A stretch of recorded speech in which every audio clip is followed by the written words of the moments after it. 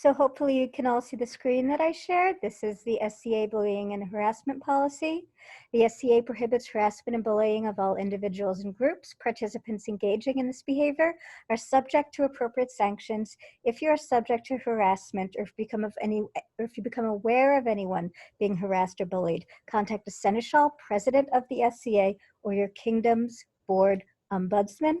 And I'm also going to put the link to this slide in the chat, and I will now stop sharing and turn it over to our instructor. Hello, good evening, everybody. I am Fiore di Bardi, or Fiore Leonetta Bardi, if you prefer.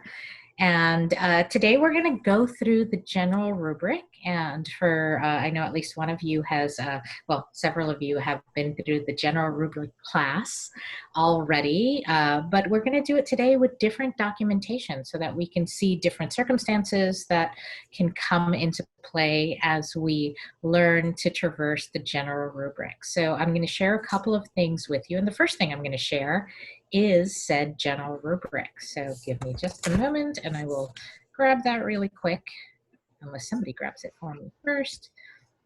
But I will go ahead and put it in the chat. For those of you who, I know a couple of you have a lot of experience with rubrics already, but for those of you that don't, let's talk a little bit about what the rubrics are. The rubrics are a way for us to just equalize and put an amount of fairness into competition at the kingdom level. Primarily we use it for the Crown's Arts and Science Championship, but it's not to say that other local or regional or any competitions throughout our kingdom couldn't use the rubric, but it is specifically designed to create a common criteria for arts and science competition on the kingdom level. So what that means is that we've created this way to codify and to just look at our arts and science in a specific way that doesn't have, hopefully, as many subjective factors to it. So that is one of our goals in arts and science. Thank you so much, whoever shared that, because I got distracted as I was doing that, running my mouth.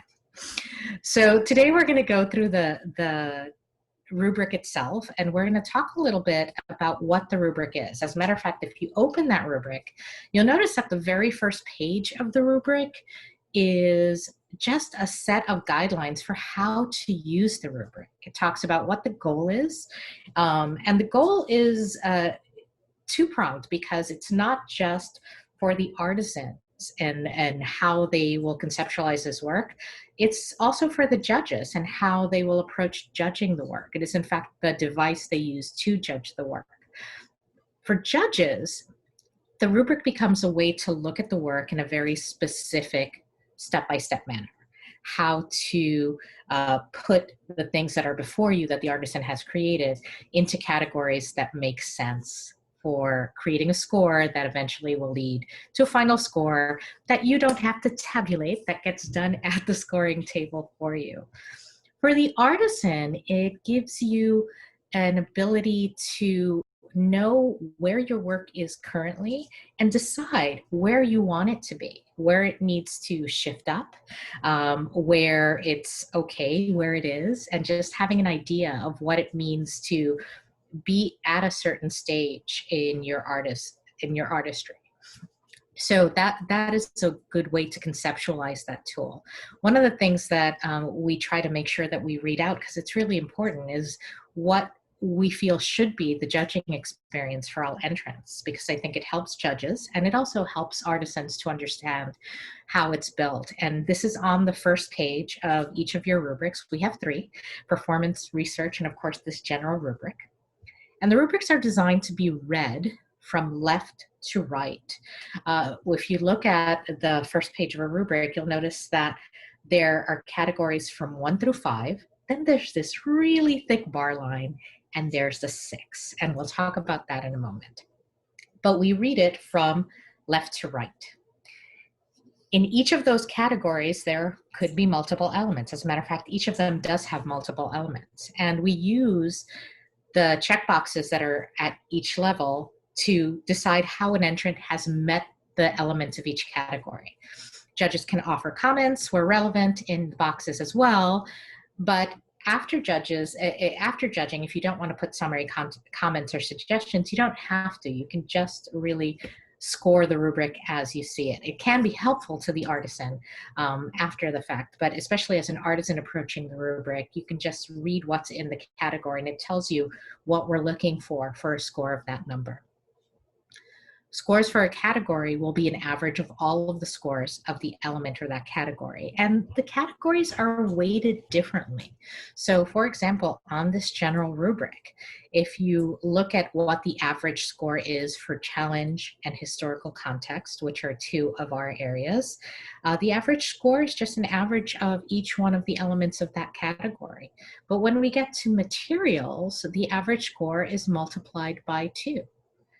That's because materials are weighted in this particular rubric. So also are methods, which are also multiplied by 2 because the methods are weighted in this general rubric. The performance and research rubrics have different things that are weighted within them as were deemed important for that particular type of entry. As I said before, all of these averages and multiplications and all of these things are not things that you as a judge will ever have to determine.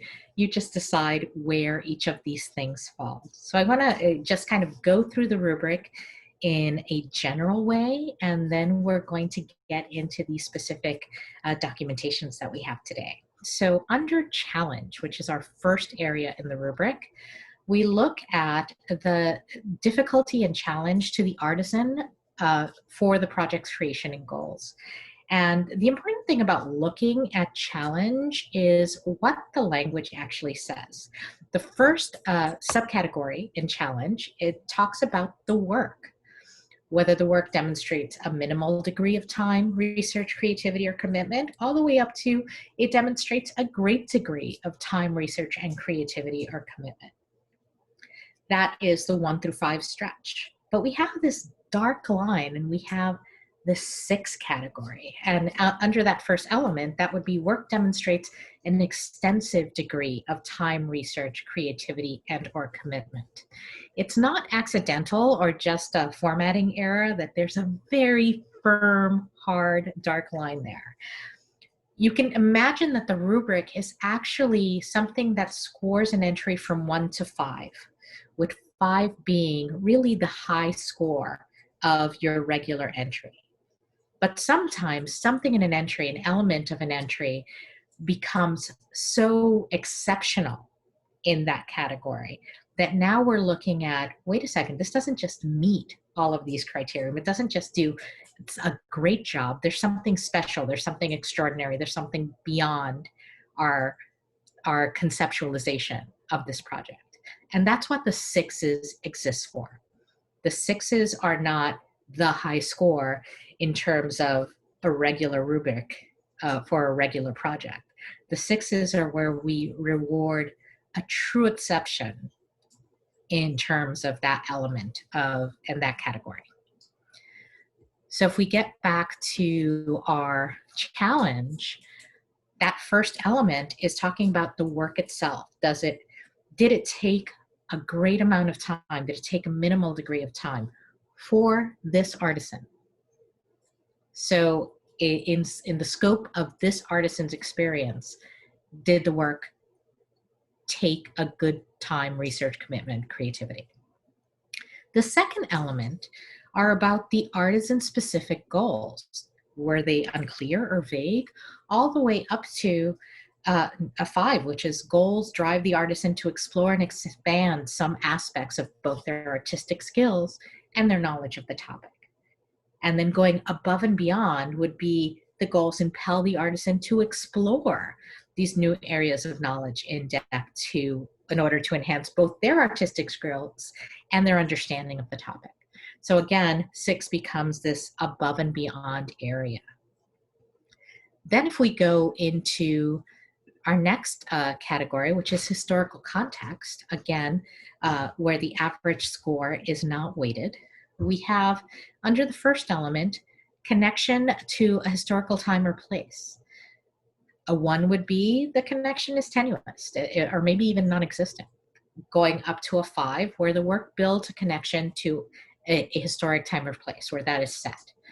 And then the extreme, 6, would be the work presents a clear and compelling connection to a specific time or place in history. Going to the next element, we're talking about the historical, the analysis of the historical and cultural context. Has the artisan made a real connection, not just the time and place, but what is happening at that time, what the context is for this particular entry. Up to 5, where the discussion and analysis of historical and cultural context argues for the use, meaning, and value of the work. It defends that action, that extension of thought, that connection. And then a 6 would be, again, this really extended talking about what the use, meaning, and value of the work, and having an extensive discussion about it, creating a complex view of the work, including limitations of interpretation, really talking in depth. So more what a museum curator might do or attempt to do within our context in the SEA, but a deeper level of understanding of how that work comes into being. Then we're going to move on to our materials, and materials are our first weighted area. This area, the average score is multiplied by 2 to come up with the score. And we have under materials 3 categories, 3 elements to this category. The first is about the use of materials, going from a 1 where the work clearly uses modern or industrial materials that are substantially different to those in period, moving slowly upwards to creating some historically appropriate things, but using some things that are not necessarily historically appropriate, moving up to there's a roughly even combination of historical and modern materials, getting even more historically appropriate by using primarily those things, and then using historically appropriate materials, except for those that are hard to difficult to locate or just too expensive. If we're extending materials to a 6, we're looking at a work that uses exclusively historically appropriate materials, including obscure, expensive, difficult to locate materials that may be researched and reconstructed independently. So that section might involve making or creating or really going above and beyond to source a material that's not readily available. Looking at the second element, we're looking about substitutions. What substitutions were actually put into play in this project? A 1 would be the substitutions are not really explained or perhaps explained inadequately. And then we move up, adding more explanation, more justification, until at a 5, the substitutions are minimal. And those have been reasonably, they're all plausible, they've been explained, they've been justified. To get to a 6 again, the entrant has gone above and beyond to make sure that any substitutions that have been made have been because of health and safety or materials that are just far too cost prohibitive or unavailable in their period form. When Elena teaches this class, she talks a lot about this beautiful silk velvet that she was able to pat when she was in Italy, but it was something like $800 a yard. There's just no way. I mean, we're not independently wealthy, so, you know, you can touch, but no one's going to buy it. No one, at least I'm not going to buy it. Elena's not going to buy it. You know, if someone wants to get it and actually has the courage to cut it, more power to you. But you know, those things might be, I have tried my best, but you know, this $800, $600, whatever it was, $100 a yard fabric is just not plausible, not going to happen. And then our third element under materials is information about historically accurate materials. Do we discuss what they are, why it is that we're using a certain thing and not another? At a 1, the information about the historically accurate material is vague or maybe even difficult to ascertain. It might not be mentioned at all. And we move up by saying that, okay, we've talked about it, it's present, some facts are provided at a 3, multiple facts are analyzed at a 4. We've actually tried to look at these things and create some analysis. At a 5, we have ample evidence pertaining to the materials and their historical accuracy. But to get to a 6, the information on all the materials is completely supported by reputable evidence. So that includes saying, I cannot, source this silk velvet that's the perfect pile as they might have had in the 16th century, but it is available at $800 a yard. And let me tell you how that was made and what made it special and all of those things. So that's one of those ways that we can balance for substitutions that were made and other things about the material. So not necessarily sourcing the most expensive thing, but justifying the substitution and knowing what should have been used in period and what maybe some of the characteristics were of that material in period, if that knowledge is known. So that's one of those ways in which we can go above and beyond in the materials category. Again, really thinking about the rubric being something that judges between 1 and 5, with 6 being exceptional. All right, then we get to move on to execution. And here the work is evaluated on the skill, workmanship, and artistic ability evident in the creation of the work. In addition, the artisan is evaluated on how well their execution achieved their goals.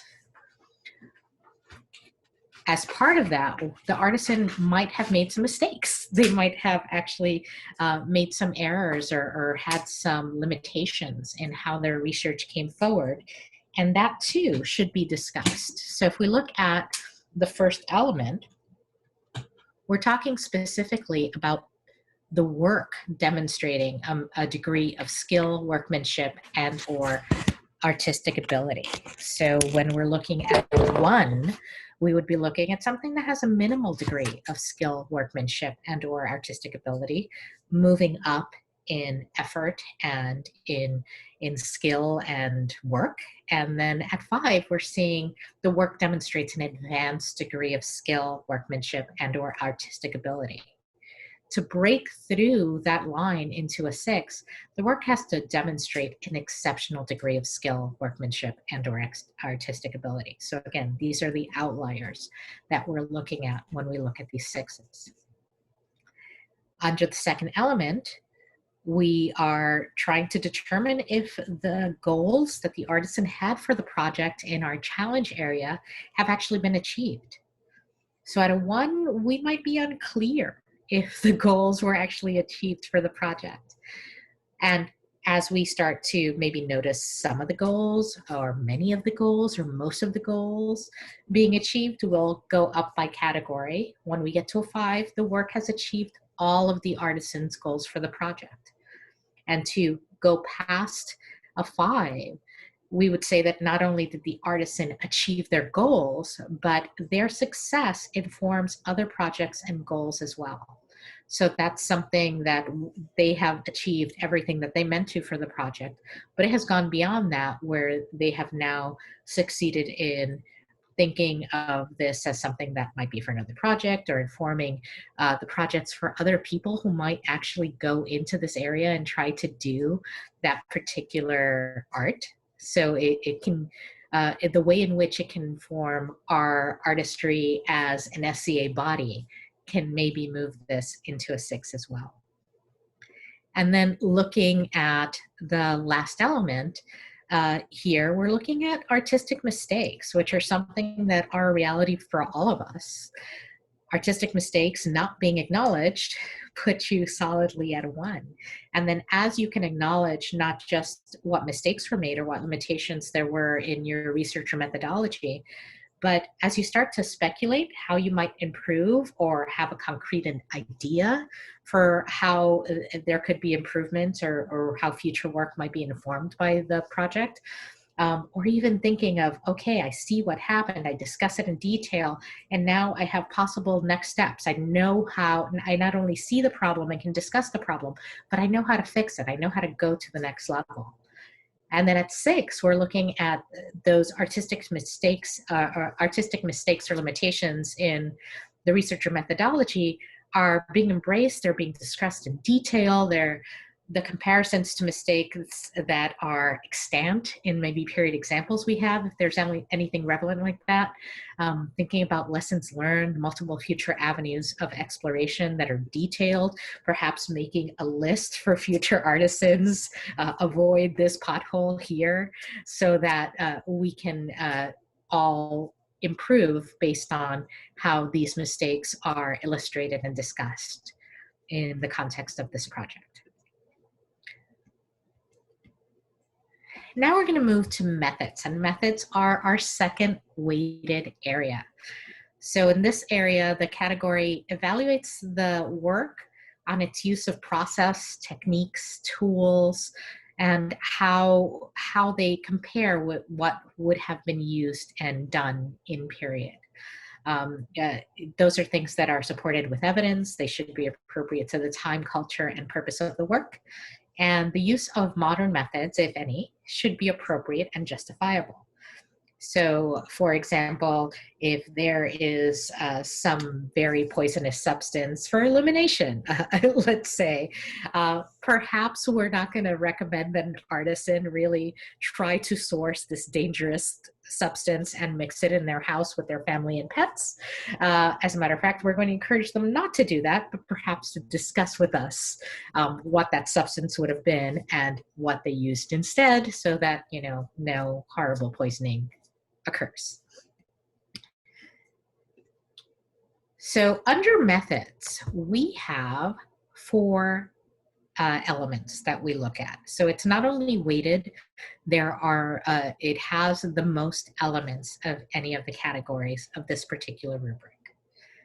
So the first is about techniques, with the one being the work uses modern techniques. So it could be a beautiful version of something. For myself, I'm a person who makes clothing. So let's say I made a 16th century gown, but I used my sewing machine and an embroidery machine, and I sourced out any bits that I could possibly have to hand sew. I made sure that never happened, and, you know, it looks gorgeous. It looks amazing, but I didn't use any period techniques. That would clearly be a 1 under this first thing. I used all modern techniques. I didn't think about it. We move through it by saying, okay, we might use a majority of modern techniques, but I might have tried to emulate some period techniques. Or maybe there's a combination of period and modern techniques. Or maybe it uses mostly or mainly period techniques, but some modern techniques had to be used. Perhaps I did all the embroidery by hand and there's some hand stitching on it, but yes, I did use my sewing machine for the long seams. When we get to a 5, we're looking at something that uses or emulates the same techniques that were used in periods, save for those which are, again, extremely expensive or unreasonably time-consuming. So to get to a 5, no one's asking the artisan to spend a bunch of money and, just spend 5 years on this project. But there are things that can be done to make that 5 really solid, making sure that attempts were made, that where something is unreasonably time consuming, that you talk about that, why that would be. If something is extremely expensive, that you discuss that. And to get to a 6 in that first element, we're looking at someone who's employing total use of period techniques, including ones that are obscure or the product of experimental archaeology. And experimental archaeology is an interesting terminology because it can be different things to different people. So experimental archaeology being actually looking at, okay, these are the methods they said they had, this is what they thought was happening. I'm going to try a bunch of things. Experimental archaeology not being, I looked at 2 paintings and I think that this is what's happening, and so I'm just going to decide that that's it without any other background that might inform that. Moving on to our second element, which are the reason for uses of modern techniques being explained inadequately or not at all. So whenever you have to use a modern technique, how do you talk about that? If you don't discuss it at all, that's going to be a 1. And as you explain it, and the better you can explain that, the more your score goes up in this particular element of this category. So when you're looking at a 3, for example, in this element, we're looking at techniques that are employed that are reasonably justified and explained. Some period methods might not be used because of cost or time. Then as we go up, the period methods may not be used because of substantial cost or time. And then by the time you get to the 5, to the high point of this particular scoring element, the substitutions are minimized as much as reasonably possible, and all of the substitutions are thoroughly explained, justified, and appropriate. Then to get to a 6, again, through that hard line, the entrant goes above and beyond to make sure that no substitutions are made except for those that are cost prohibited or impact the health and safety of the artisan. Again, we don't want anybody trying these heavily poisonous things in order to achieve a specific goal. Substituting is appropriate in those particular things. And the aforementioned several $100 a yard silk velvet. All right, under our third element, we have information about the period technique. So if it's vague or difficult to ascertain what period techniques were used, again, that's going to be on the bottom of the spectrum at a 1. And then as we're moving up, minimal facts would get you to a 2. Some facts would get you to a 3. Multiple facts, now we're talking about 4, where those facts are analyzed and maybe even presented with some evidence. Then ample evidence pertaining to techniques and their period accuracy being provided would get you to that high score of a 5, with 6 getting you to information on all period methods is completely supported by reputable evidence.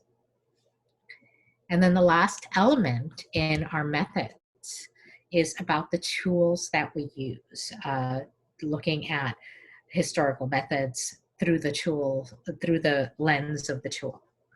So again, at 1, we're looking at tools that are entirely modern, meaning that they're substantially and functionally different from period tools. And no discussion of period tools is included.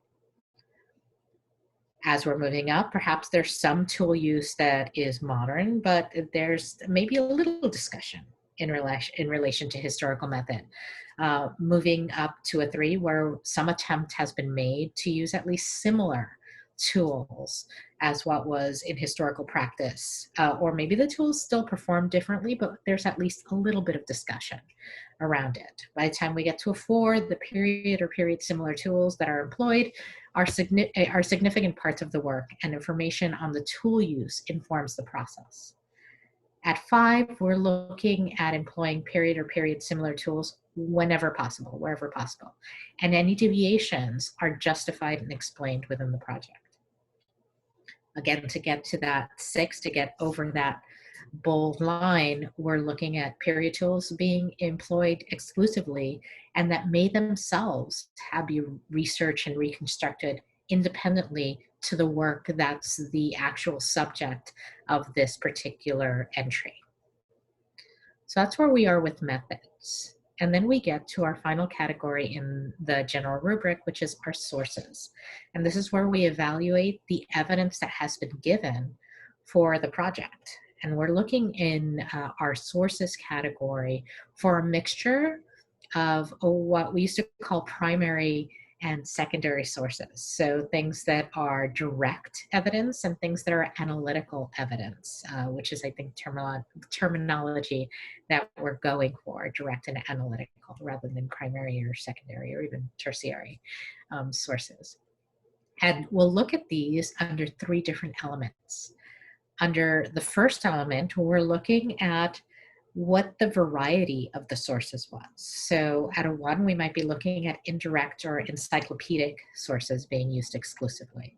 And we'll move on through having some variety of direct or analytical sources, but maybe just a minimal amount, to having a fair variety, to having a good variety. And then when we get to the 5, we're at an extensive variety of direct and or analytical sources being employed in the project. To go over the bold line into a 6, we're talking about an exhaustive variety of direct and analytical sources employed to show the current scholarly knowledge on this topic, and including perhaps things that are unique or obscure to this particular project. When we're looking at the second element, we're looking at the quality of those sources. So at the one end of the scale, we might be looking at sources that the quality is inadequate or maybe limited in some way. And as we're going up in number, we're looking at that those sources becoming more substantial, more even, to at a 4 having quality of sources that's generally good, at a 5 having sources that are excellent. And then to get over that bold line, we're talking about superlative. We're talking about things that are an array of types of sources that fit the purpose of the project, but they exceed the purpose of the project. So then our last element on the general rubric is the applicability of those sources to the project and the authority of those sources.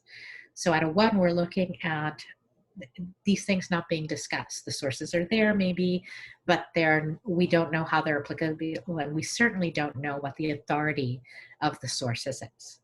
By the time we get to a 5 in this element, the applicability of the sources to the project and the authority of the source has been well established. The limitations of any sources used have been also discussed, and we have a clear picture of what it is that we're looking at. Again, to cross over that bold line to get to a 6, the applicability of the sources of the project and the authority of those source creators are well established. The limitations have been discussed. We have an available knowledge of what the strengths and issues are of those sources, and it is discussed in detail in the project.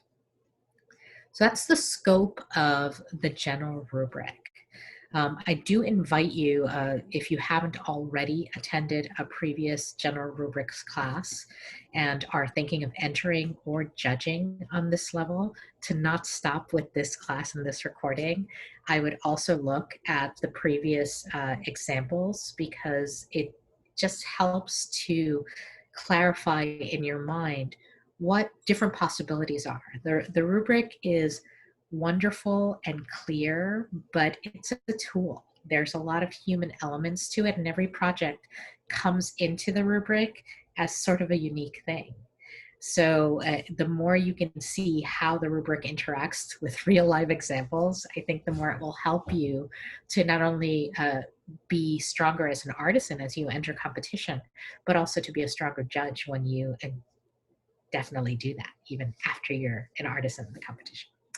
All right, so we're going to move on to our actual examples for today, and let us get our examples in the chart. So I don't think we have shared the handout yet. Have we? Is that in there yet? Let me grab.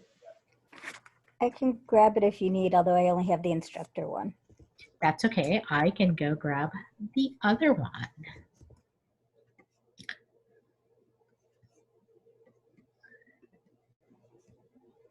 Assuming that this will stop fighting me. Okay, so cue some Jeopardy music while my computer fights me a little bit, and I will go, excuse me, grab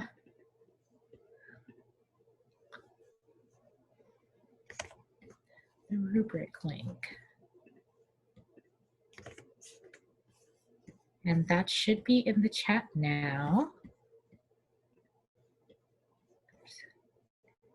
Just making sure that has the right permissions, as I shared it last time with the wrong permissions. All right, so all of you should be able to open that particular thing now. All right, so we're going to go into a little bit of judging practice now. We have two examples today, and they're very different in terms of how they were scored. One of them was actually, excellent, thank you, Emily. One of them was actually scored in competition. So we have kind of something that has gone into the field and come back victorious for us to analyze today. And the first one, we're going to kind of go through each challenge and look at both of our examples sort of side by side. So the first thing that we're going to look at is our challenge for our two documentations. So the first example is an example of non-alcoholic drinks that was submitted for our judgment, for our judging. And we went through, and if you wanted to follow the link, you can look at the documentation itself. The second example is an Opus Anglicanum fragment that was created, and actually it was created by the High Lady Amelie, who's here. And we know that it was successful, for she is the current Crown's ANS champion. So it's a way for us to kind of get into some of these things. All right. Under challenge, and I'm going to go through and excise some things. If you're a really fast reader, feel free to jump into these documentations. Again, if you're an artisan or even a judge who is interested in getting deeper into how does this rubric work, I do encourage you to actually read the full documentation of these two projects. While you cannot taste the drinks that were made for the first project, nor do you have, although we have a picture of the fragment, you can't have the shiny right in front of you, but it gives you a good idea of maybe what occurred on that particular day. So for example 1, these are two reductions of recipes from Le Ménagier de Paris, a late 14th century household manual from France. Artisan states, my goal was to make non-alcoholic period beverages for a friend. These are beverages intended for the sick, but the 14th century person's ideas of what would be soothing or fortifying for an ill person are not always the same as our modern ideas. Regardless, I think they are reasonably tasty. Nota 2. For my first attempt, I boiled the barley for over an hour. Do not let this happen.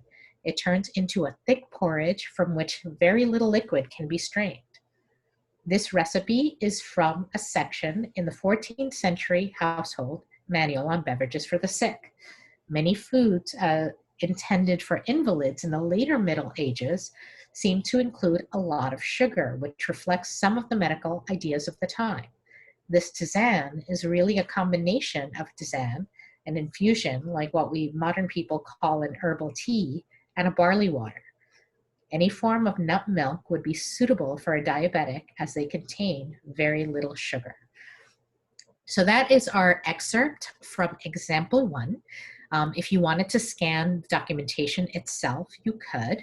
But given that, where do you think we would put the challenge for this particular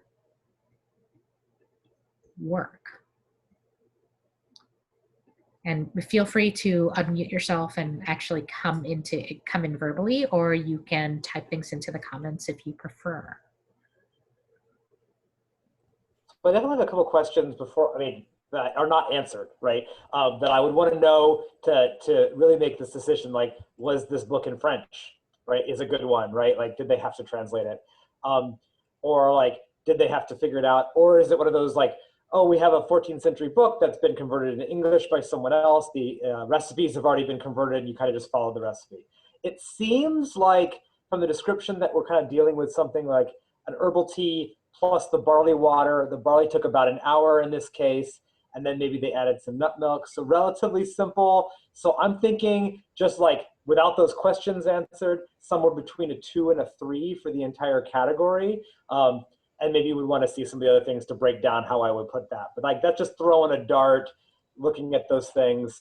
It seems like a fairly, interesting but simple project. Well, see, my question would be is what was their background before they started the project? And how do you know that? Like if they're completely new at it, this could be extensive for them. So how do you as a judge determine what was their level beforehand unless you are already familiar with their work?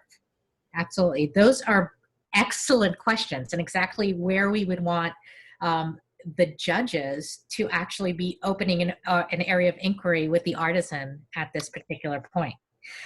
You could ask all of those questions, you know, to make sure that when we're talking about the rubric, we're talking right now in terms of written things, because the rubric is on paper, because we have this paper documentation.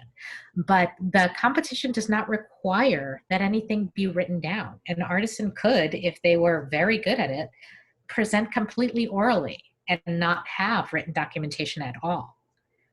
So in that context, you are not only welcome to, but we encourage you to ask the artisan about things that you don't see in writing, so that you can complete your vision of what it is that it has actually happened in this project.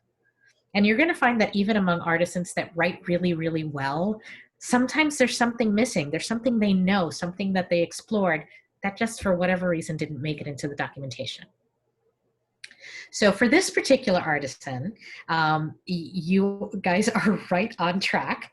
This is an artisan that is experienced, and this is an artisan for this wasn't quite difficult. So under element 1, the artisan combined information from 2 different sources that had been translated already, and they tried 2 different recipes. They also tried at least one of the recipes twice.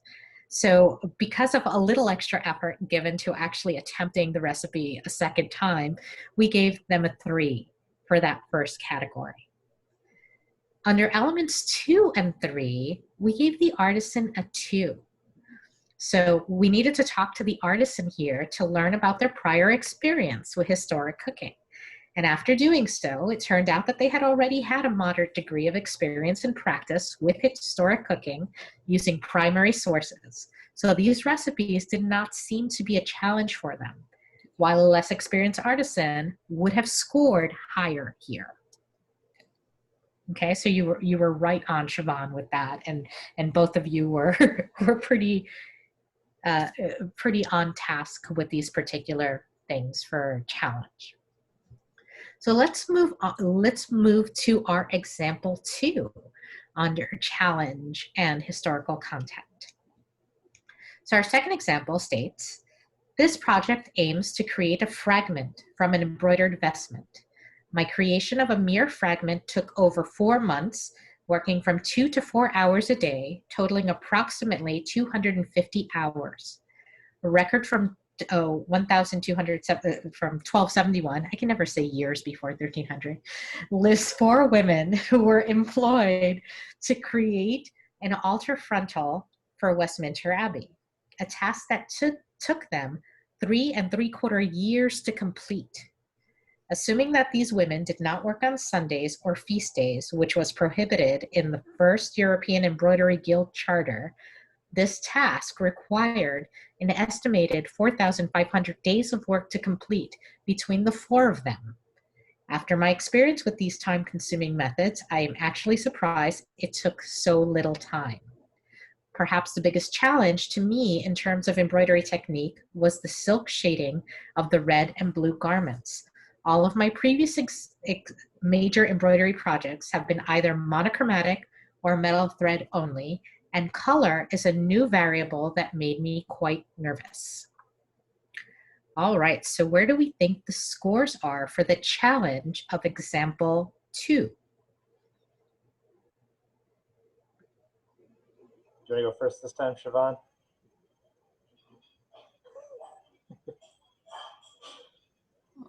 Off the top of my head, I'm going to say 5 or 6 because she specifies the extra challenge and she specifies how challenging it was also in period.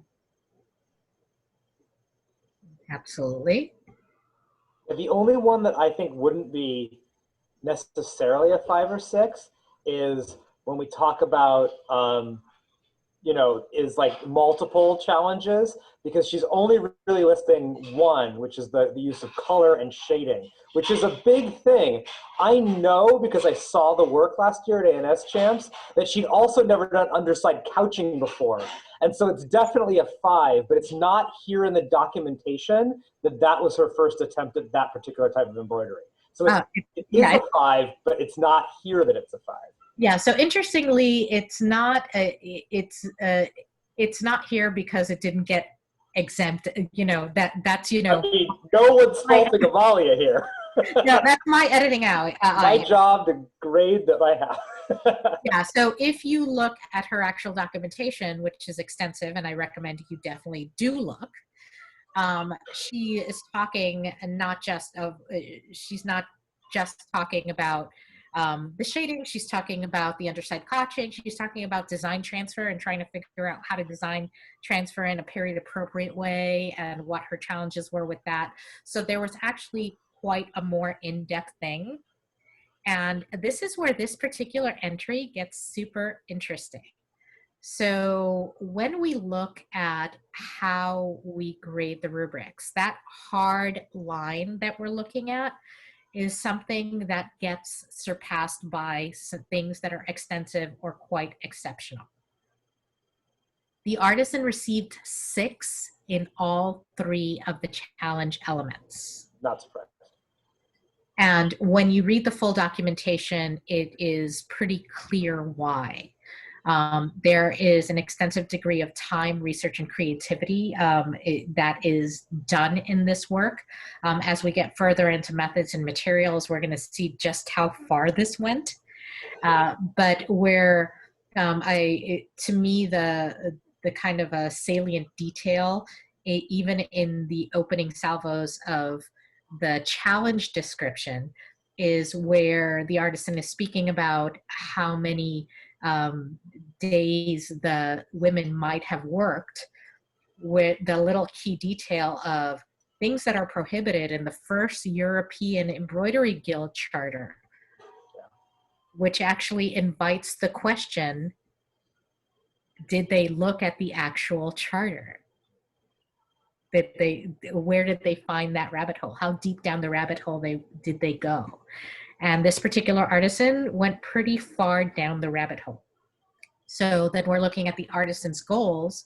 The artisan was pursuing a very different type of gold work than previously done, one that involves color shading, using a lot of different skills, and that was, this is a level up kind of higher opus project. Yes. I have a question.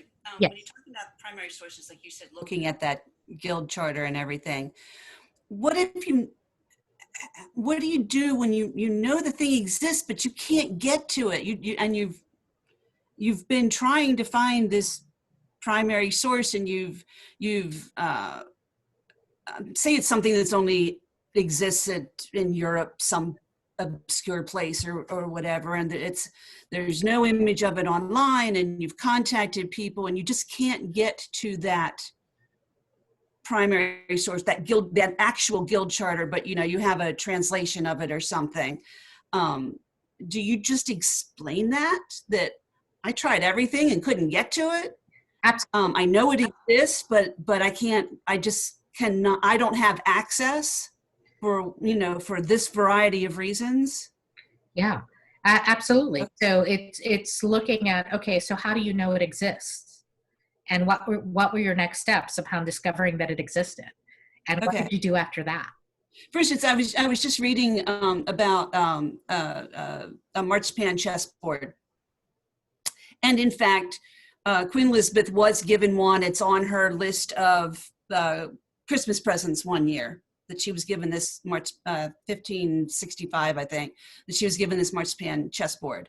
So I've seen not the actual list, I've seen someone's transcription of the list, but I wouldn't have any idea of even how to get to the actual list they took the transcription from, because there's no reference on the people who published the list, the transcription. So you know it's there, but what do you do when you can't you don't even know how to get to it, much less be able to get to it. Yeah, I mean, I'll let Lissa jump in because we have a librarian among us. So I ask you, is that what you're telling me? So there's a couple things here. The first is if it's a transcription of a source and you know it was done by somebody who is qualified to transcribe that, an academic scholar, something like that, that can be as good as a primary source for our period in SCA. If we're thinking about the fact that you have the knowledge that there's this chess set, but you couldn't see it, that's what makes things more difficult. How well was it described? How well can you use other things that existed in period that you can see to build a base of knowledge to recreate yours? And in some cases, if you choose to go ahead with this project, it may be that your sources, we'll be talking more about sources later, aren't enough to get you to a 6 with this particular project. That's okay. It's a choice. There are different areas of the rubric. There are different reasons why you might choose this project over another one. And I think with a lot of projects and a lot of art, mine included, there's almost going to be no way for some of these characters that I'm going to be able to get to that 6th level. And that's okay. I think it's just kind of realizing where you're at and what kind of level of effort is expected versus what is excessive. We're not expecting you to go on a trip to see something face to face, etc. But if you're having trouble tracking down sources, ask. There are lots of librarians in the SCA. Emailing the museum where something was put, talking to a curator there, all of those things can go a long way towards sort of saying that, oh, you really did try. And you get a lot of credit for that effort because that's what we want to see people do. Thank you, Lissa. And there's another note from Amelie. We have the gift of the artisan being here on this particular project. The reminder that time was not the only difficult element here. So it's not that the time itself is what made it complex. It takes time because it is complex. It's just that I think it is possible for an artisan, for example, to have scored a 5 because it took them a long time. Not because it was particularly complex in general, but it took them a long time and it was a lot of effort for them. But to go to that 6, again, we're going to not just time, but a level of complexity within a period of time as well. She also, she's mentioning that she found a translation of the charter in a book that was written by a trusted museum curator. She was not holding the charter in her hand. She did not, get herself to wherever this charter lives, but she was able to see it from a trusted source. All right. So that is how it was judged actually in period. I will note that I was saying to Lissa earlier that one of my joys in teaching this class today is that we have this example of really exceptional scoring on a very exceptional project. And I think sometimes people ask us, how do I get those 6s and how do I get a perfect score? Well, this is pretty perfect for me. It did not score a perfect score. It is our goal in the rubric is that ideally there will be never a perfect score. It could happen. It could happen. But the goal is not to achieve a plethora of 6s. I am also a champion right now. I can assure you, while I had some 6s, I also had a 3 on my grading. It did not stop me from being named champion. So it is, I think, just within the scheme of things, where you are for each category is not your complete score. And it is not, a dubious thing upon your artistry in any way. It's just the reality of where you scored for this project on that day. All right, let's move on to historical context.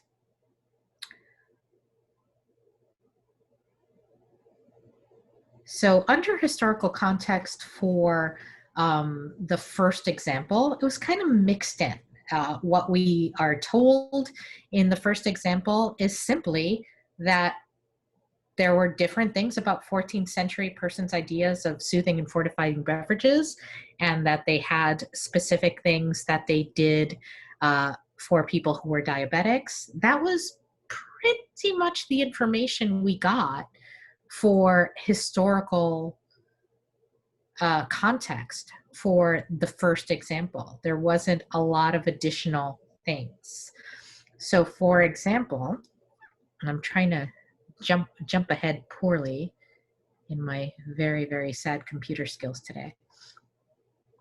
So when we looked at the elements of historical context, we didn't have a lot to go on in the first example. We had pretty much what was in the first paragraph. So where do we think that gets judged?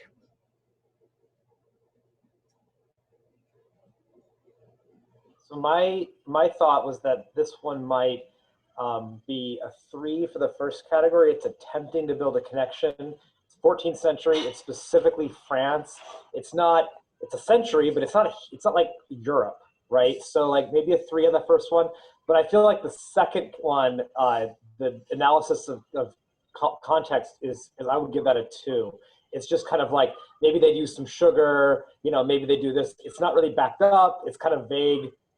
I think that they've made a much better attempt at saying this is 14th century French than they have at saying like what it is, why it is. Like, they could have gone into some stuff about the Seine. I thought like there's a couple places where I wanted more. I was excited for more, and it just wasn't there, and so that's why I'm leaning on 2 for the second one. All right. Yeah, going by just what's written there, I would agree. I don't know if you got any more information in talking to this person or not. We did not. We did not. So you are spot on for historical context. Element 1 was graded as a 3. The work mentions a specific cookbook with a location and time period, but no other contextual information is given about the primary source. Giving a little bit more background on the source might have increased it. Looking at the second element, the documentation mentions that these drinks were for the sick, and that sugar is an important part of that, but it doesn't go any deeper. The score could be improved by providing some context on historic medicine and the link between medicine and diet during this time period. This particular artisan happens to be a doctor, so we went, really? and wanted more, and it wasn't there. So that was graded as a 3 and a 2. Which incidentally is exactly where the artisan would have graded himself. So under our second example for historical context, we have the term opus Anglicanum is a curious artifact of history. It means simply English work, although, ironically, the term was never actually used in England. Rather, it is a tribute to the international acclaim garnered by the opulent embroideries created in England between 1250 and 1350. The iconography in this piece shows King David, author of the Book of Psalms, playing a harp. On the liturgical vestments of this period, David is often seen as part of the Tree of Jesse imagery. These vestments would have been worn on the feast days that celebrated the genealogy of Christ, such as Christmas Day and Epiphany. I have hinted at the Tree of Jesse imagery by incorporating a thick green vine-like border into the design, since the vestments containing the tree often employ vines and other foliage. This design would likely have appeared on the offrey or embroidered band of a chasuble, the vestment worn by a priest during the Eucharist during the portions of the Mass. So now under scores, where do we put the historical context for example 2? By the way, the first thing I want to mention is there are citations, multiple citations in this one, which make a big difference. Oh yeah, and when you look at the document as a whole, when you dive into the entirety of the documentation, which we just couldn't excerpt enough to give you a true picture of what's going on there without just throwing it all in, there's a lot. There's a lot of cross-citation and none of these facts are hovering in space. I can't help but think that the other person, the cook, has a lot of this stuff. Like they found some of this information, and if they just put the citations in, it would have looked visually more impressive than it looks now. And like they almost certainly have it because they're referencing stuff that's just like not necessarily common knowledge, right? Yeah. Yeah, this would be me. Where I'm at, that's where I have been with documentation, is that's why I'm trying to up my game. Yeah. Is I don't have those inline citations, and I don't have specific things tied to a specific source. No. Yeah, and I think this is, and Alyssa looks like she has a comment. Why don't you go first and I'll jump in after. I was going to say for something like this, sometimes it's hard to figure out how to get the knowledge that's in your head out onto the paper, what sort of knowledge is needed, what questions readers might ask. So the best thing I found working with others and for myself when I was doing documentation is to find people to read it, find people to let me present to them. From their questions, I can figure out where some of my holes are. We also have the consultation service. So if you do want somebody to do that with you, just email the MOAS office and we'll find somebody experienced in documentation, competition, and hopefully in your area of art, and you can talk with that person and work with them. So we will have that available too as well. But it's hard to do it on your own because you don't know what questions others have, or you don't know what you haven't said until somebody points it out to you. Yeah, I will point out that mundanely I do a lot of coaching of speakers, and when I was coaching TEDx Cambridge, we talked to these experts that had written multiple books and were, you know, scientists in their own right about the curse of knowledge. You don't know how well you know something in any way. So if you know something very, very well, sometimes the way that you speak about it has giant holes that someone who does not know what you know can't actually bridge. So this is where having someone else listen, and preferably somebody who does not have any knowledge in your area the first time through, because their questions, what are you talking about? Like the places where their faces get funny, those are gold. Those are wonderful places for you to really bring more clarity into your documentation. And you know, when we get to sources, we're gonna do our whole tap dance about why you should annotate everything and how to bring more life to your sources. So that's coming. Where do we think these scores are for historical context?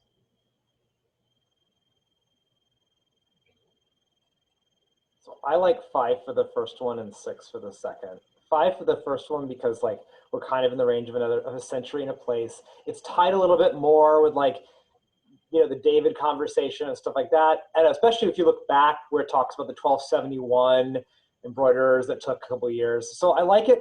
I think 5 for the first one. It's not like amazing, and like if she had tied it down to like somewhere specifically in those centuries or done something clear, like an example of the King David work, that would be the 6. But for the second one, I think it's a 6. I love the idea of the Tree of Jesse and the vine work and using the interpretation to bring in the historical context. That is just really neat and cool, and so that I feel like brings it up a level for the second line. All right, so you'll recall that we did not pull the entire documentation forward, right? So one of the things that get described in— Hey, I'm just doing my best here. I know, you have to look, you have to look what's in— You know what, 6 is across the board. You know what's very funny is that what happened here is exactly that. In both of these categories, the artisan was scored a 6. And it's because when you look at every aspect of how they discuss the work, they're providing a clear and compelling connection to a specific time or place. So to get a 5 here, you just needed to build a connection to a historic time or place. You needed to say, this is where we are and this is what's here. But what we had in this artisan is, so when you look at opus hoc lacanum, we are looking at a chunk of time with really unspecified boundaries. And the artisan went to a really strong effort, I think, to pull all of those strings together to tie us to something more solid than a century. But again, you'd have to read the whole documentation to get all of those strings. I think when you're looking at a documentation like this, it could be even hard to see how those strings are grounded. If this had been written any different way, the judges might have gotten lost in it.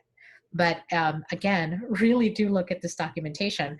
One of the notes from Amelie in the chat is that she reads other people's documentations to see the level of detail they went into, and she makes her documentation available on her wiki for anybody to access for that purpose. My documentation is available on my blog as well for that purpose, because you get to see things very differently. For example, this documentation is broken up in a way that as you read through the rubric, you start seeing the sections. It's not, it doesn't say challenge historical context. That's not the way it's written, but it reads in such a way that as you're going through the rubric, the strings are pulling you into the right place. So it's just divided in such a way that it makes sense to a judge going through, that this artisan understands that they are wading through a rubric to try to get information out to you. So both of these things got a 6. And I'll get into, here we are.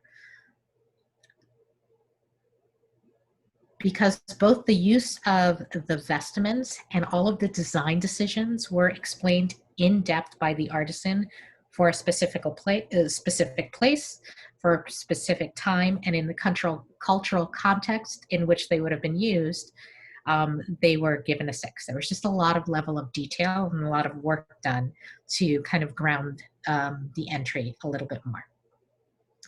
All right, any questions before we move on? This is one of these works that, one of these entries that it will help you vastly to read the documentation, because I think you'll start to realize like what shifts. The excerpts can look like a 5. When you get into this documentation, you start going, oh. And then when you realize that that's just what's on paper, the artisan was right there with everything she gleaned from having done this project, able to fill in any gap that any judge might have had. So there is a lot in the documentation. The documentation stands alone as an exceptional document, but the artisan was also right there. So there might have been questions that the judges asked that bumped this into a different category as well.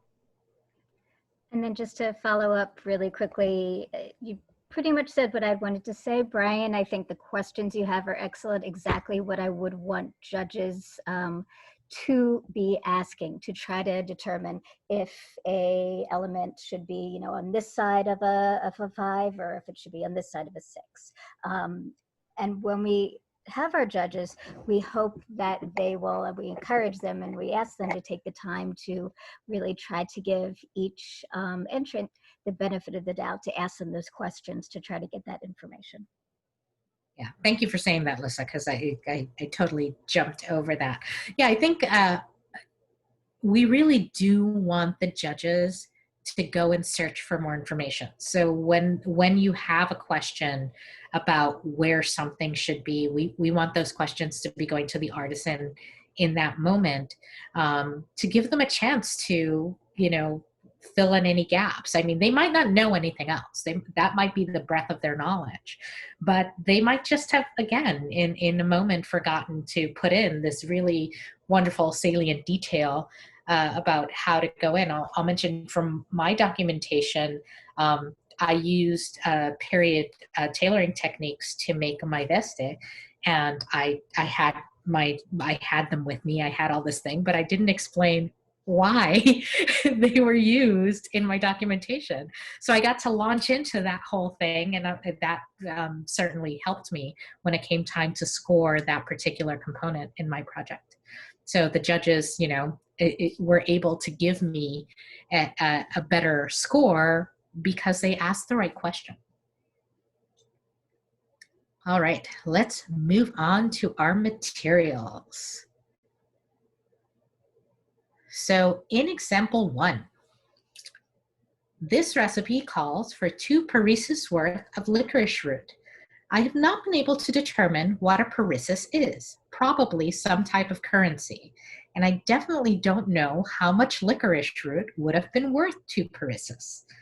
So I have just guessed at how much licorice root should provide a nice flavor. Likewise for the figs, for which no measure is provided.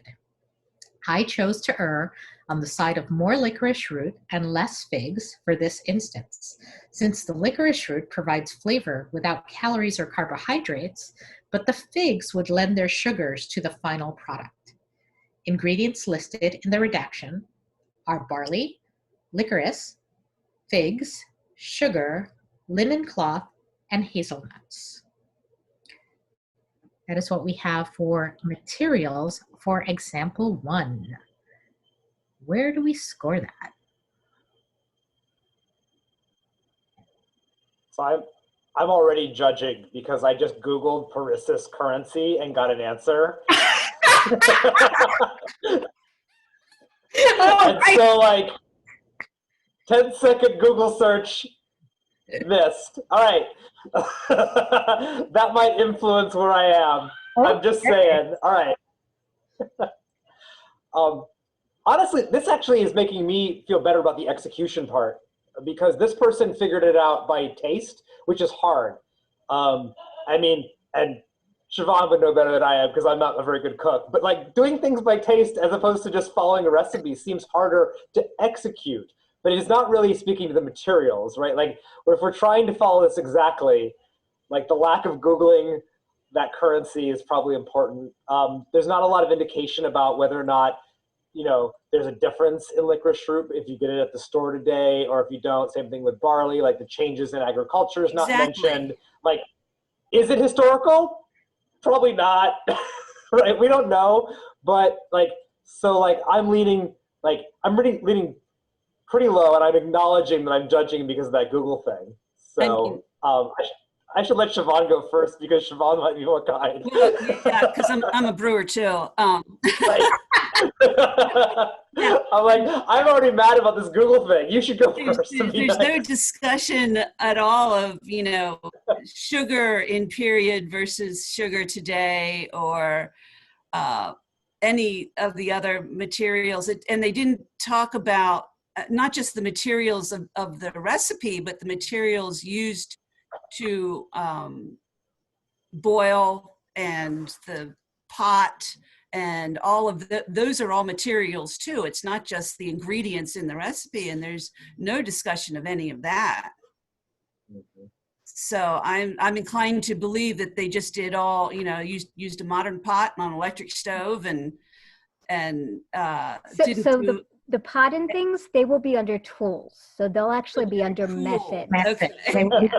Yeah, this is what I'm saying. They'll be under tools and not materials. And it's a hard thing to distinguish. So I think we put a definition in the rubric of materials as things that get used up, transformed, or transformed. Yeah, I just love. Yeah, because and even figs that are available today, are they like the figs that were available then? I know there's a big difference in almost every single fruit you can imagine. I can't imagine without looking it up myself that figs would be the same as they were. Not exactly the same, especially if what you can find here in the States would not be exactly the same as what was found in period. Excellent. These are all really, really good questions. And I think the judges, well, one of the judges, but most of the judges that looked at this entry were not people who do historic cooking. So we had one judge who did historic cooking in the judging, which usually we do try to get at least one judge who is knowledgeable in an area in any pool. So hopefully that always happens, but you know. But when we looked at this, under the materials, the first one, we were, we were kind of feeling a little generous. We did not Google parisis and realize that it was super easy to discover. what type of currency it was. I don't know if it was at all easy to discover how much licorice that would buy you, which probably Almost certainly that's the harder question. That's the harder question.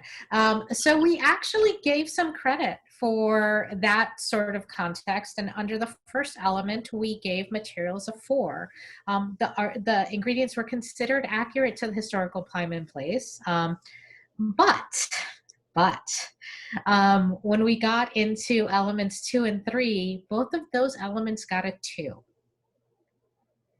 So when we look at element 2, the only substitution mentioned was for one of the measurements. However, no substantial reason was given for the amounts substituted for the period measurement.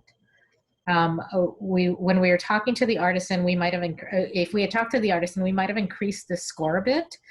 I didn't look is very different from, I looked in a bunch of places and couldn't find anything. So that is a big scoring differentiation when you ask the question. If you ask did you Google paresis, or did you know? Google makes me want that third one to be a 1.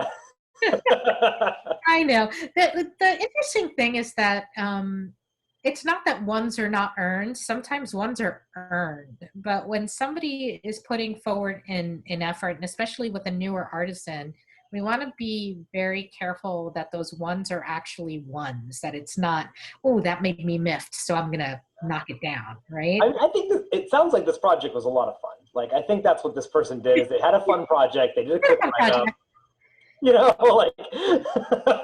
Yeah, what's excised for our purpose, because we're doing a specific rubric class, is that this was a themed event, and Right. there was some fun being had as part of a themed event. But Let me something tell you also, something. If that was being paneled for our guild, for the Brewers Guild, it would have scored very low. And they make a big point that A&S is only 1/3 of the score in the Brewers Guild. So I think one thing to definitely think about, which we're all getting at, is that it can be hard to take a project that was not made for the context of Crown's A&S and put it into Crown's A&S, because Crown's A&S assumes that you are working towards a specific goal using a specific rubric. This was for like a little A&S challenge event. So for that event, it was more just to encourage people to try new things. Minimal documentation was all that was expected. But you can see it feels very different in its original context versus bringing it into A&S Champs here. Yeah, and of course we're looking at something that was a very different type of event, but there are bigger A&S events in the kingdom that also have very different requirements than Crown's A&S. So somebody might have done an extensive project for, I don't know, something like St. Eligius or the Golden Seamstress or something of that type, and then try to port that documentation without changes to A&S, it might not actually score as well as it did in its original context, just because very specific information is requested at certain parts of the project. All right. Let us go to materials for example 2. Archaeological finds from London from this period indicate that medium weight linen consisted of 20 to 30 threads per centimeter. Therefore, a fine linen would presumably have a higher thread count.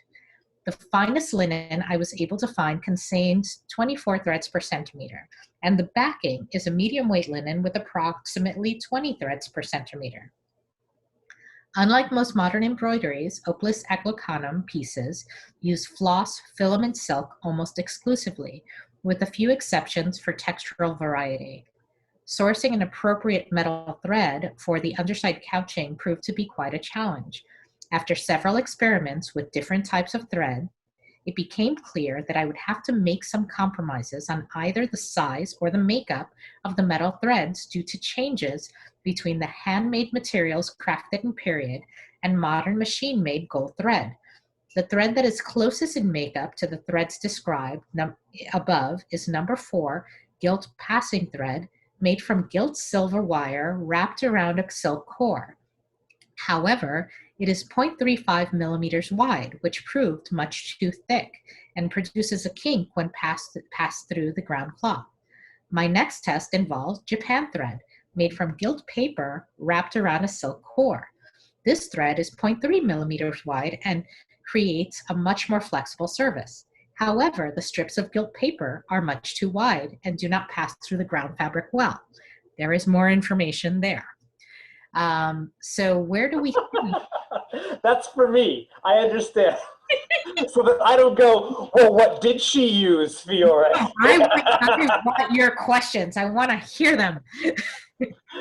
I want all the questions. But there is more there. We just had to stop at some point. Well, and if I recall from this documentation, there's actually pictures of all these threads. And in the documentation itself, there were, actually, there was an actual, I don't know if it was fabric or paper, there were examples of each of these threads. She had a sampler. There were examples of these failures of the so thread. you could look at them and see the differences.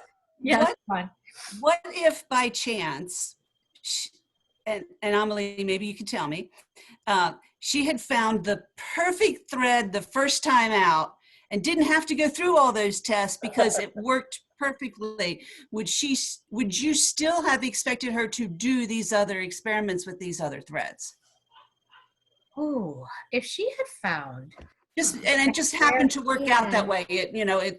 She's like, I tried this thread and it was perfect, so I used it. So that's a good question. I think a lot of it would depend on how she figured out and guessed that that was the perfect thread. Was it through research? Usually things like that don't happen by luck, especially if you're not informed about the period versus modern difference. So I think even if she hadn't had to do all of the experimentation, knowing the research that it took to make that first choice, and then maybe even talking about what you might have done or what other people could use or what you could have used instead, but you chose to use this. Sometimes it's not a clear, straightforward, this is the best thing to use, especially with this. Sometimes there are compromises, but you don't have to necessarily experiment like that, but be aware kind of the context of your choice and the research behind it. Yeah, so an interesting analog would be, I recently had to source thick silk thread for overside for top stitching. So I know that in the 16th century, what I needed was 2-ply S-type thread, and what's mostly available is 3-ply Z-twist thread. So I happen to know that from reading that, they're what I need, and it took me a little bit of Googling, but I found 2-ply S type thread. So it is coming to me through the miracle of the interwebs. Found hard. I had to Google a few steps more than normal. However, if I had come to this, okay, I have this information, I have talked to, I know that it's this because I talked to this curator who directed me to this company that has been doing it since the 16th century with very little interruption, and they're sending it to me from Italy. That's a little bit more than I Googled for 15 minutes extra and found the thing I needed. I do have another question, and for those of us who are poor, purchasing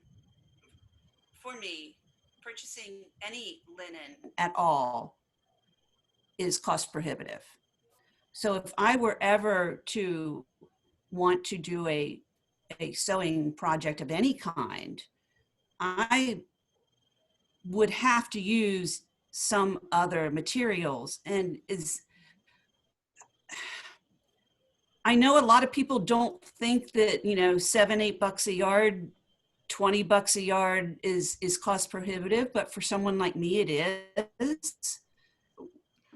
How do the judges look at that? I mean, do they just say, well, You know, if I say I can't afford it, do they take you at face value, or do they say, well, it's really not that expensive? That's Go a ahead. tough one. That's can be a really tough one. When we're talking to judges, we are trying to tell them that don't use your own judgment based on cost, because what you said, people's circumstances are different. However, one thing to think about is maybe doing for you, if the materials are hard to get, maybe focus more on the research, because that's where you can really shine. You can maybe create something, say, this is not created, you know, how it would be. My focus is on the research. This creation is just an aid to my research. And that's the way that you can shift, going into an entirely different rubric, actually, but Right. where that cost doesn't become an issue. Okay. Yeah, and my suggestion for this is actually, if you know it was supposed to be linen, what type of linen, what modern linen at any cost would be the equivalent of that, you know, and can you find a cotton or whatever that sort of moves that way? Can you find, even in the price range that works for you, can you find fabric that might behave in the right way? And if you can't, discussing that. And then my favorite invention on the face of the planet. So I, not here in the East Kingdom, but I submitted for ANS in the Outlands something that I wanted to show. I did it in cotton velveteen because that's what I could afford, but I wanted to show what silk velvet looked like. So I paid $5 for a swatch of some ridiculous $100 per yard thing. They send me a $5 swatch, which was mostly the postage from where they send it from you know, Madrid, where they send it to me from. But you can get swatches sometimes for free, or you can get them for $1, or you can walk into a lot of places and get a swatch of any fabric for just the asking of a swatch of the fabric. So you can say, this is what I use. And then it becomes also something that helps you pick the fabric you can afford. So you get the piece of linen and you go, how does this move? And go pick something in your price range that sort of will do that for you. And But there are ways to work around the cost issue. mm-hmm. And Emily also had a good suggestion in the chat. She talked about bartering with a friend. In the SCA, it's an extensive community of artisans. So asking for help, exchanging something that you can do well. Perhaps the thing you make goes to the person who supplied the materials, but they gave you the materials to make it, to show it off, for your skills to grow. So there are some ways to work it. You don't, again, have to go to this level for every ANS thing you do. We're talking specifically about Crown's ANS champions, the best of the best, which is why we are mentioning all of these other different options that people can use. Yeah, when it comes right down to it, cost in itself should not be a wall. So if it's, I can't afford this particular thing, that's a reality. But there are ways to meet the brief without expending the money.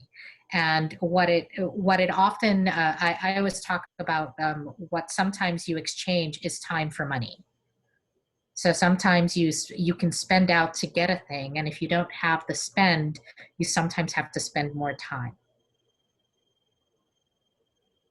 So that is really what it comes down to. But again, there are workarounds from that, and I know there are people, because I've seen it happening. Actually, somebody offered me quite a lot of very cool stuff to make them in Italian, which I'll probably end up doing for free anyway.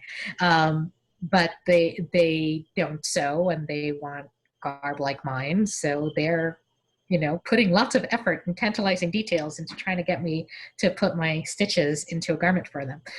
So there's a lot of that happens in the SCA anyway. Yeah, I have to ask, especially when we get to the tools part, because for cooking, especially the subtleties that I do, copper pans are expensive. Mm-hmm. And I have picked up a couple of vintage things that aren't anything like what a period copper pan would be like, but at least it's made of copper. And I'm kind of going from there and, you know, discussing the differences between what I can afford to have and what they would have had. And that's So exactly, that's kind of where I am with it. yeah. And I just exactly wanted to make sure that that sort of discussion was okay. Mhm. Absolutely. Not just okay, exactly the path. You know, the fact is that the people who are going to be able to just spend out are going to be few and far between. And just throwing money at your project will not get it to score highly. You know, if somebody comes in and buys that several $100s a yard silk velvet and throws it in without any discussion about how silk velvet was made in period, if they just decide to like spend the hundreds and think that's going to win, they're going to be disappointed on competition day. So it's not, the money is not, the money will not reward you a score. You know, Yeah, like if I'm going to buy silk, it's going to be from a wedding gown I found at a thrift shop. it might be beautifully high quality silk. Yep. I mean, there's no, I think you can get very creative. I think sometimes when there is an obstacle, especially when the obstacle is cost, we stop ourselves by shaming ourselves about the cost, and we stop thinking about how to work around it. I know I grew up very poor, so I'm very familiar with that line. Well, sure, it's expensive no matter what you do. I mean, if you want to get, unless you make them yourself, period inks, trying to buy vellum is ridiculously expensive. And I'm sure it's true in any of the ANS areas, if you really truly want to reproduce the actual thing, in today's world, a lot of those are either completely inaccessible or very expensive. Yep. It's a very, very true facts. So I'm going to jump in right here with my favorite truth about ANS in the SCA. Period accuracy is not a thing. That is not a possibility. We like to throw it around. It's nice, but we're talking about period approximation. We're talking about period adjacent. We're talking about historically acceptable. We are the giant anachronisms in our game. Like the way we think, the way we move, is the anachronism that will never go away no matter what methods you try. So if you start from there, I think then it's okay. How do I get creative about how to approach, how to get close to this ideal of an historically appropriate thing that will show what they might have done and how they might have done it in a way that is backed by knowledge and evidence and sources and everything you can throw at it, which doesn't have to be money. That's, you know, I will continuously all day long say that. This is not about a money thing. All right. It does cost money, but, you know, it doesn't have to. All right, let's score these materials. Where do we think the materials were for this particular example 2? Kind of took a little detour, an important detour to talk some things out there. I'm thinking 5, 6, 6. 5.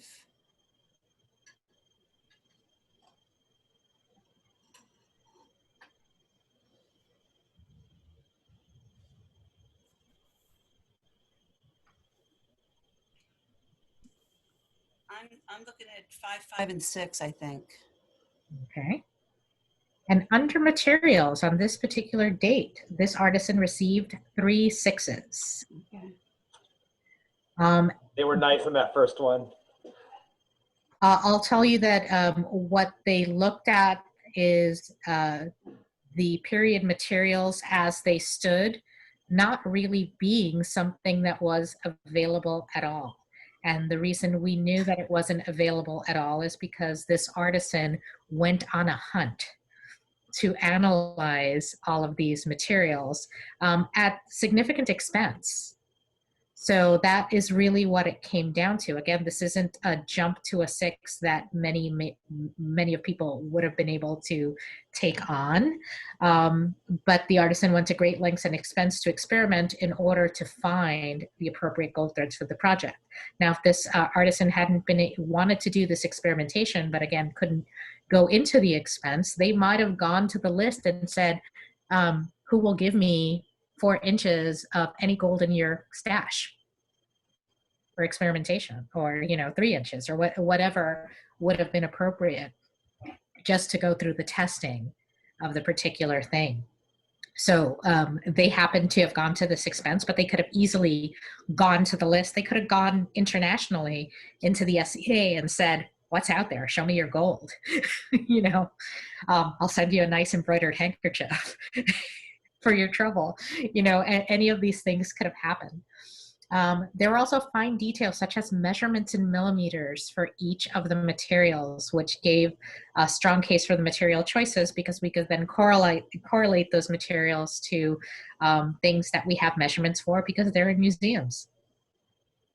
So that's where it came to 6s. It was just that little, well, not that little extra, but quite a bit extra information about materials in period, as well as coming down to sourcing something that was, pretty adequate to the job, but might not have been exactly, it wouldn't have been the first choice. When I did Ordnue for the first time, I'll tell you that I did not go through this research and I just grabbed number 4 passing thread because that's what you use. And it had problems because that's not the same material as they had in period, as I have now learned through Amelie's documentation.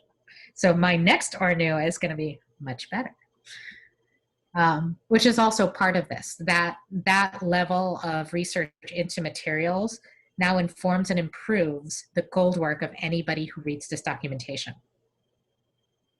So that's where it pushed past the line because of that as well. All right, we're going to start hustling because we have like 20 minutes. So let's get to execution. Example 1. The judges were unable to taste this beverage as we judged it because we were doing this over Zoom. So what we were able to do is, and this is actually the case for this Crown's Arts and Science Champion, potentially. We might be able to get things sent, and we might be able to get judges to do some sort of arrangement to taste these food and beverage entries, but based on many things that could happen in the next few months, that might not be possible. So this is what we did. If the judges are unable to taste a beverage, you can ask the artisan to taste and describe the beverage, as well as take pictures of the color and clarity. If the creations are chef stable, items might be able to be mailed to a food judge, or we will attempt to pair up with an artisan with a judge that lives closer nearby. Other things that we discussed was, having someone else in the home taste and describe a first account of what it is that they taste. There's all sorts of descriptive language for those who have access to that type of word crafting to get that clarity of what might be a taste or a texture or any number of things. So in terms of execution, we didn't have a lot to go on for example 1. So it becomes a little harder to actually grade it on execution. But what do we think?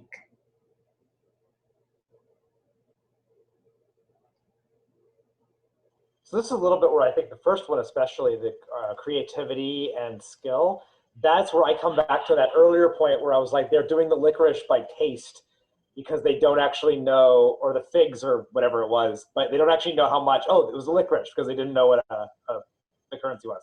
Yeah. But that to me is tricky, right? And that requires a decent amount of cooking skill to not go over and not have it wrong. So like I would be inclined to give them like a 4 on the first one, maybe. I think their goals are less clear, so I think that becomes harder there. On this, like, I don't know, so maybe like a 2 or a 3, because I'm not really sure what they are. On the third one, like the mistakes, like you mentioned that they did it twice, And yeah, if I look down later, when it comes to method, I see that they did the barley for like a half hour. And at the top, they said they did the barley for an hour. And so that clearly means they did it twice, which you mentioned earlier. But I don't actually see them saying, I did it twice. So the first time I thought they just screwed it up and it was kind of garbage, right? Like, but it turns out they did it again and it was good. And so like, if they'd been a little more clear about that, I think I might have given like a 3 or a 4, but I think I'm just giving a 2 because it was acknowledged and that was it. And it really wasn't stated why. That'd be my thought. Excellent. The Excellent. only place I would differ, I would differ in the goals, because they did achieve their stated goals, even though they were, I mean, they made a tisane for their friends, which is what they said they wanted to do. So I would, for actually achieving what it's not a very, how can I explain this?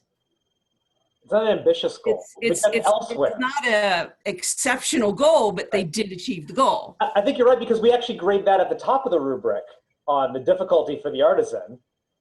And so setting an easy goal means you lose points there, but maybe these points should be easy. I think my problem is that it's not, yes, they made it for their friend for fun, but it doesn't seem like it's a clear goal. It's kind of a vague goal. That's where I come at it. Yeah. But I see what you're saying, Siobhan. They do, in fact, say, I decided to make a drink for my friend. Done. And I did. And you did it. Yes. So in that sense, they achieved their goal. Yes, they got the star. They definitely got the star in the chart. Under execution, we gave the artisan 3s all the way up and down. So under element 1, we said that the artisan made some decisions based on prior cooking knowledge. And they did try the recipe again when it failed. So we thought, that was some effort. Perhaps if they had never ever cooked something ever, that might have been higher for us, but it was not. Under element 2, we thought the basic goal was achieved, but the goal was simple in nature to start. And so talking with the artisan perhaps could increase the score. This is an area where perhaps the artisan could go deeper into why it was important to create beverages, or, I don't know. There could have been perhaps some elaboration on the artisan's part that could have bumped this score up. Under element 3, we said the artisan acknowledges to overboiling the barley water and provides a tip for future artisans to avoid this problem. The artisan also acknowledges adding more licorice flavor to the recipe than was originally stated. So, we thought there was some effort. Was this good effort or great effort? Nah, not really. But, they tried some stuff.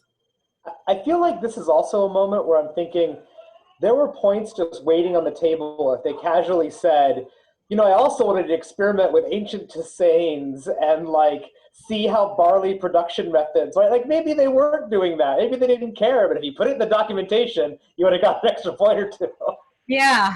No, yes and no. You would have to see in the documentation evidence of that goal trying to be achieved. So it's hard to kind of retcon a goal that you don't have any evidence of. Far be it from me as a student in this class to suggest people cheat. I'm just saying. Yes.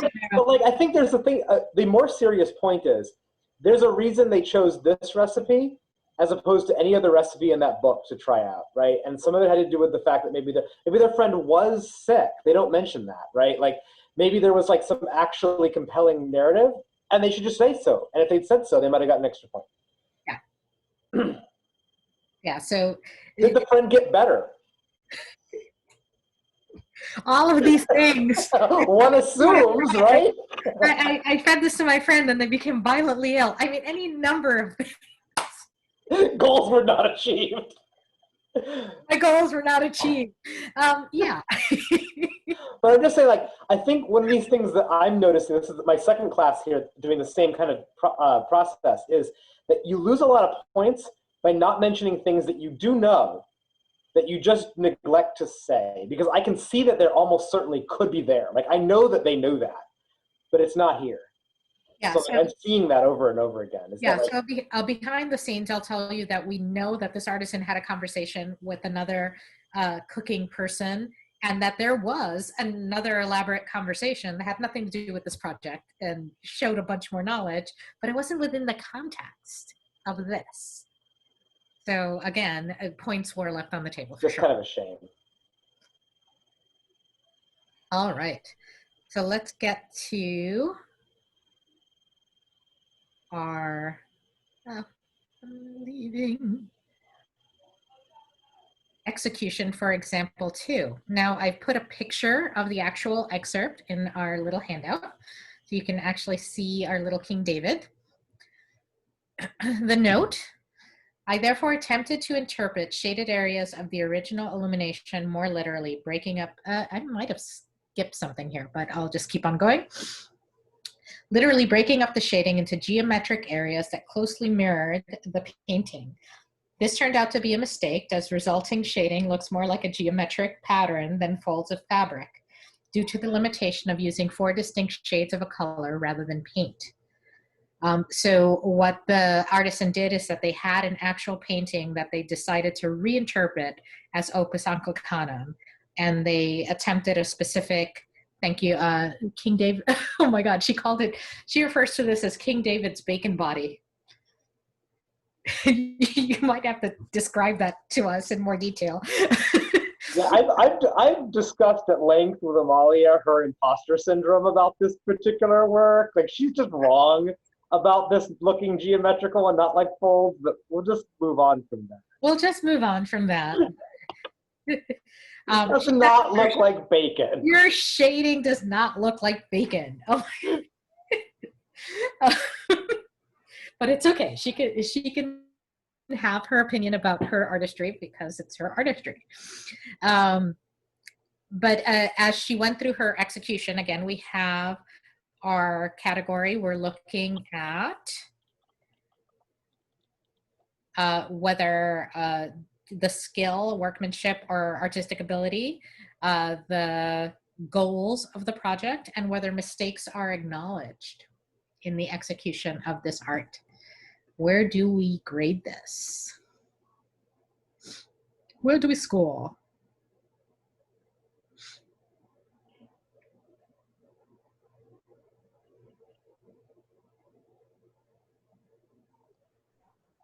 You may just want to give the answer for this one and move on Yeah, to so I some think of the the first, others. actually, this is one where it's something, I don't think it is all 6s, right? I think the first one is a 6. I think that it's questionable whether or not she's really talking about additional goals, right? I think it seems implied that this is success is informing other goals, and of course I've seen what Amalia has done since this work in gold work embroidery that makes it clear this project did.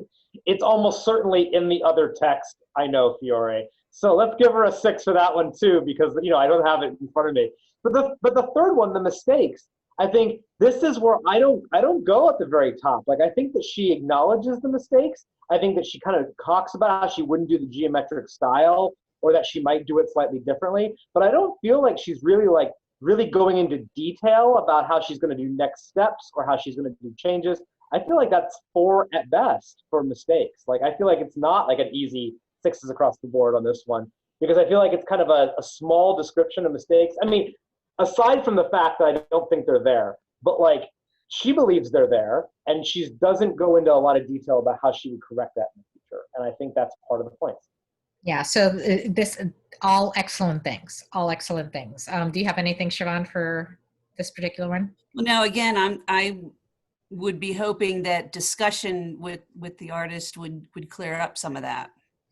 So this is where we get to remind people that a complete score is a 5, and that 6 is exceptional. So under execution, under the first element, the artisan was given a 6. The work does demonstrate an exceptional degree of skill, workmanship, and artistic ability. This remains one of the most beautiful pieces of embroidery I've ever seen. It's gorgeous. I mean, it's a masterwork piece of gold work. But when we look at the second and third elements, it was given a 5. Because while the piece displayed strong embroidery skills, the area could have scored higher. The artisan could have discussed how this knowledge gained in this project could inform future projects. They could have delved deeper into their shading and maybe extrapolated what a different idea would have been to get into it. So there were places where it could have gone to a 6, but again, a 5 is a high score in this category. So they met their metric. They just, they have been so superlative in every other area that, sometimes the expectation is it's just going to go down the pike, but each category is scored where it is. Not just like this must be a 6 because, it is a 6. It's not. We have a 6 and 2 5s in execution. All right, so let's move on. We are very, very close to the end here, so I'm going to jump in through methods and sources, and I don't really want to rush methods, so I'm going to talk really, really fast.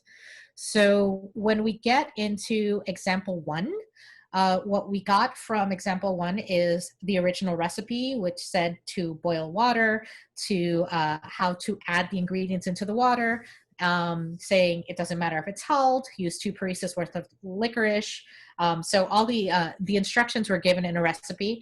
The discussion is that the artisan consulted Peter Olson and Matthew Ender's redactions as a starting point for the ratio of barley and water. Those are 2 Scadians who are very experienced in historic cooking.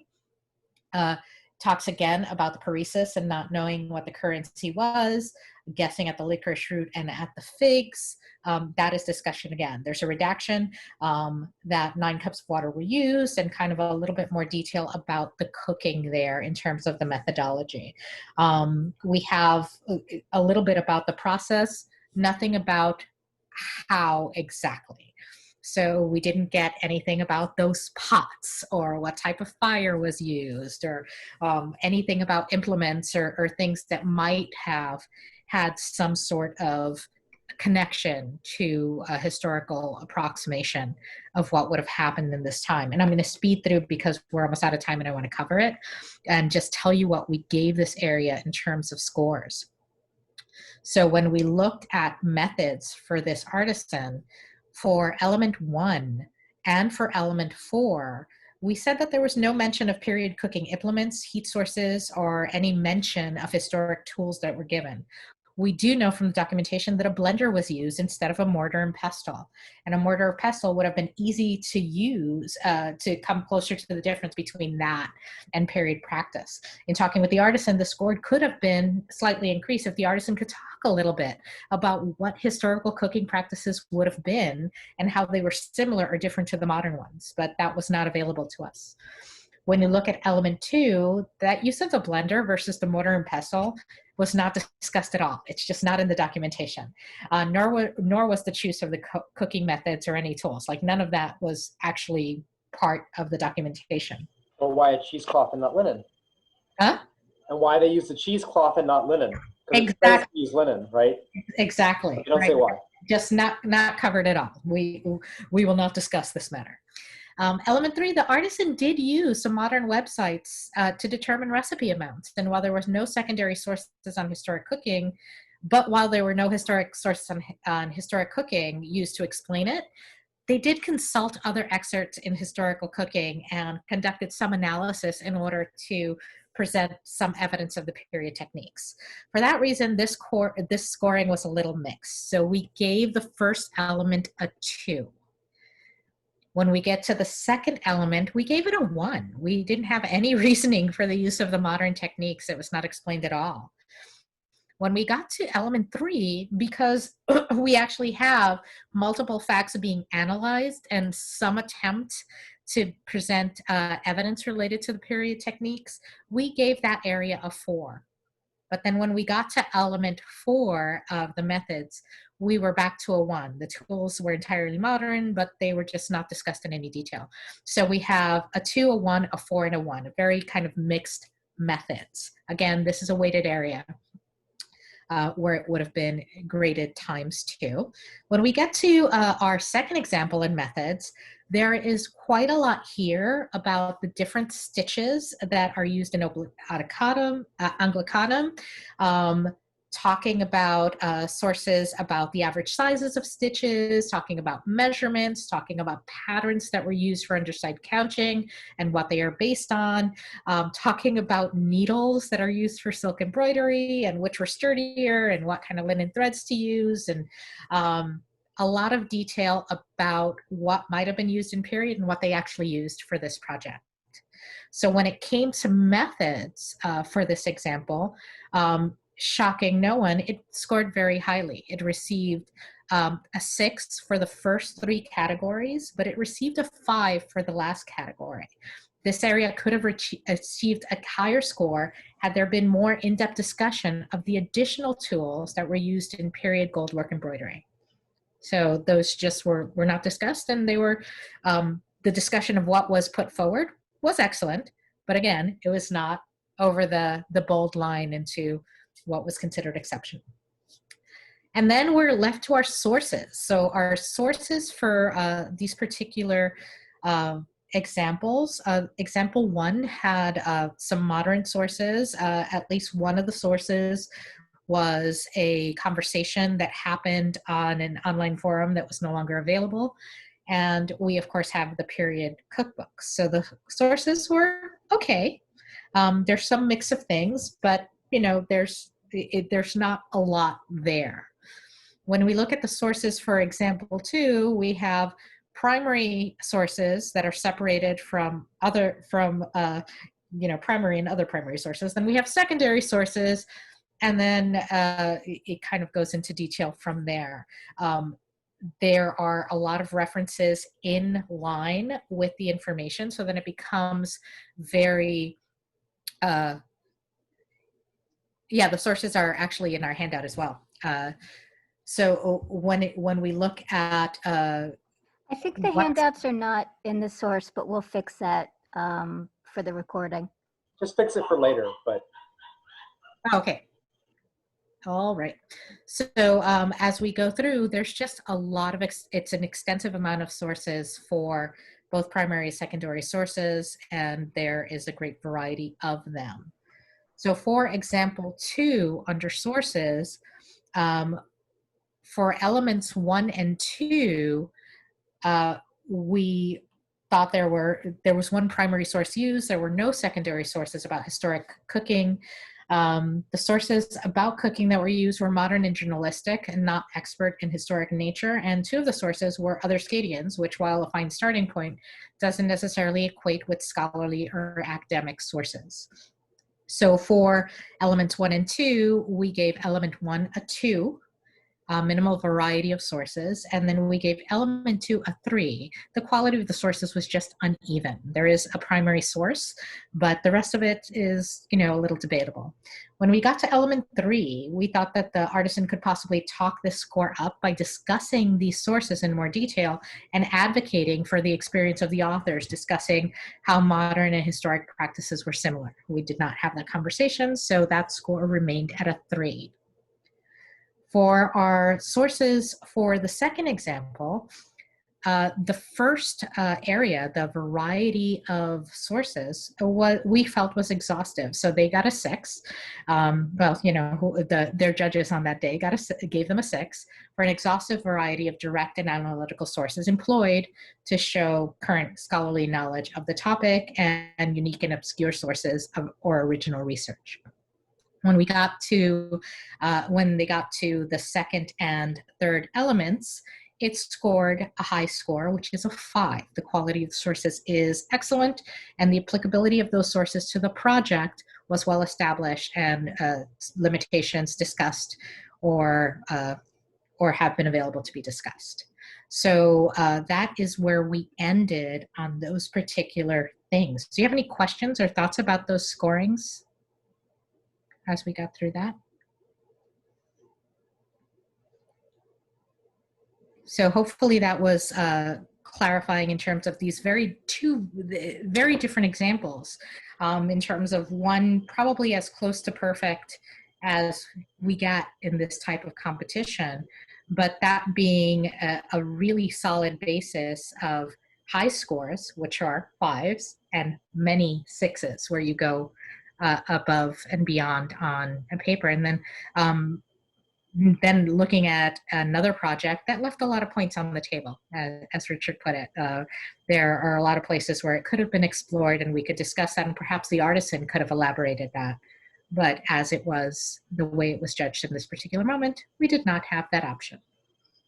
All right, do we have any other questions? We're right at 9:04. We've gone over by a little bit, but I just want to make sure I don't leave people hanging. If you have questions, we could actually stop the recording now and continue from there. So thank you for coming. And if you are watching this on video,